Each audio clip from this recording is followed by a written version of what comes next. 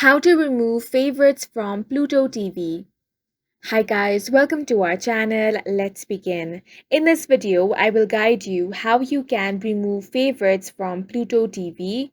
Pluto TV is a free ad-supported streaming television service.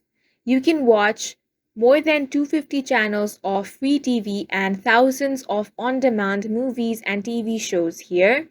If you want to remove favorites on Pluto TV, go ahead and open up any web browser, then search for pluto.tv.